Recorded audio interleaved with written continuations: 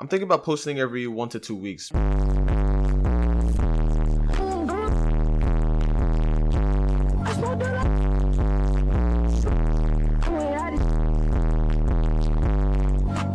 Yo! Mackin Dev, or Mackin for short here. Today I have some great progress to update you on. In these past 3 weeks, I worked on the pet system, the reading system, and some GUI. There was a lot of scripting involved in this one, so I'll try to simplify it so you guys can understand. Also, I apologize for this video coming out so late. Let's just say that I got a little addicted. The first thing I did this week was update the UI for my reading system. The books can tell you if you're reading too many books at the same time, if your knowledge is too low to read the book, and most importantly, if someone else is reading. It seems that I've made a massive blunder. The UI is only supposed to show up if you click on the book, and the UI that shows up is different for everyone. However, you guys are able to see it no matter what. Oh well, let's just handle this like a professional programmer and leave this issue for later. I most definitely won't rewrite my whole entire system for a 4th time just because my UI isn't working. This is called foreshadowing. How about I work on the pet system? I'm sure that the pet system won't have any glaring issues like our books. The first thing that we have to do is create the egg. When the player walks up to the egg, you need to have a certain amount of pages in order to buy the egg. The egg will display the pets you can get from it, and then you can buy the egg, hatch it, and receive your pet. There's only one problem. I don't know how to do this. Let's hit up our friend YouTube.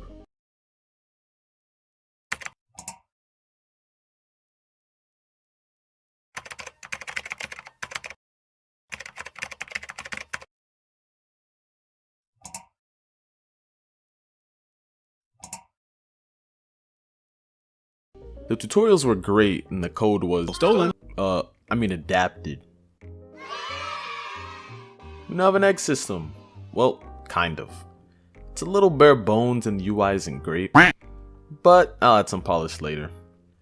Now, I have to send the pet into your inventory so you can equip it and have it follow you. I heard somewhere that inventory systems use object-oriented programming, but I'm not quite sure what that is, so let me search it up.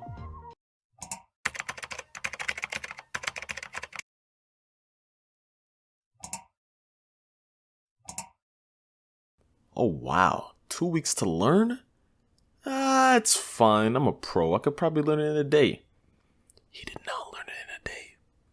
In order to learn this concept, I decided to hit up the DevForum. I actually found 3 really great posts that are fairly beginner friendly, so if you're interested, you can find the link down below in the description.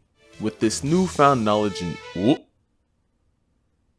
I set out to create my inventory system and organize my egg script. I did this completely independently without any reference to look at, and I valiantly completed the script. Nah, to be honest, I was still watching tutorials and flipping between my script and the forum post on I also didn't even have to use so that's great. There were also some problems that came up.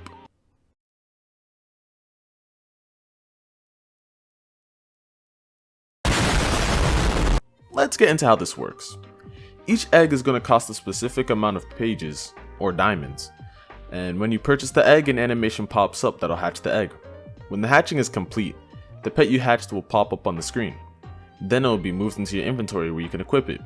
When your pet is equipped, it'll follow you. That's all I'm willing to work on for now. In the future, these pets will improve some stats like how many books you're able to read at the same time, extra pages for readings, and more. Scripting that system took a lot more out of me than I thought. I need a short break from scripting, so let's get some UI done. I thought up a new concept for the player stats menu instead of using my generic menu. So let's hop into Photoshop and turn this into reality.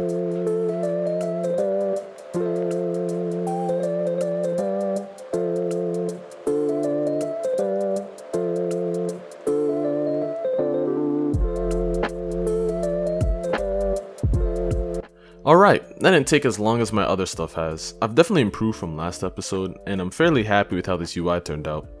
I'll implement this with some cool animations later, but for now, this'll do. With that done, I most definitely won't rewrite my whole entire system for a 4th time just because my UI isn't working.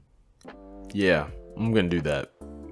I realized that I never really went into depth about how exactly I want this system to work, so since I'm about to rehaul the whole system, I'll bring back our good friend Jimmy to explain. So once again, we have Jimmy, who is still pretty dumb. Actually, I've been reading recently, so I'm not that dumb. Oh yeah? Take an IQ test then. Fine, I'll get a 200. Voy a la playa, había subido la marea. Oh my gosh, how can you be so stupid? Shut up.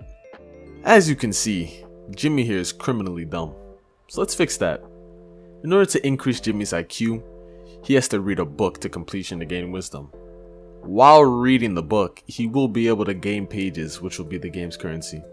Does that mean I can buy an orangutan? What? Why would you want that? I heard orangutans are good at catch. Whatever. Maybe you'll be able to buy one. I'll leave that up to our audience. If you want to see Jimmy's orangutan put into the video, like the video and comment. Jimmy needs to play catch. Please, I need my orangutan. Anyway, if Jimmy wants, he can stop reading his book, and after 5 seconds, it'll reset back to its default values. While Jimmy's reading his book, it becomes locked, preventing me from reading his book. I'm gonna read all the books in the game and lock them. Actually, each player has a reading cap, and once that is reached, you won't be able to read any more books until you stop reading a different one. Dang, but at least I'll be able to read those Percy Jackson books. Well, Jimmy, the thing is, you need a certain amount of IQ to read harder books, so you might be too dumb to read that. Shut up. So, after a bit of scripting, the reading is fixed. Every player gets their own unique set of UI when clicking a book. Finally, the biggest bugs in the game have been fixed. Now I have to implement that new UI I worked on earlier. I set up some nice animations and made your stats show up. Later, I'll add in the Achievements and Titles tab. I've gotten a lot done over these past 3 weeks, so let's set up our modeler to see how our next level is coming along. Yo! So man, I got a lot done recently. I just wanted to know how much you've gotten done on our next level. I have it set in replicated storage. I bet. I'm kinda excited to see what he's done. He said it's in the replicated storage, so let me just get that out real quick. It's probably in the models. Oh, it's not. Oh, right here, the tree. Okay. Huh? What the hell is this? What? Hold on, let me just play here. 2 hours later.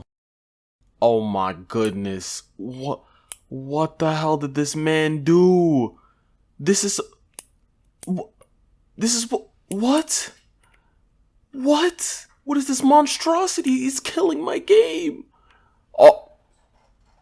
They ask you how you are, you just have to say that you're fine when you're not really fine. Oh my god.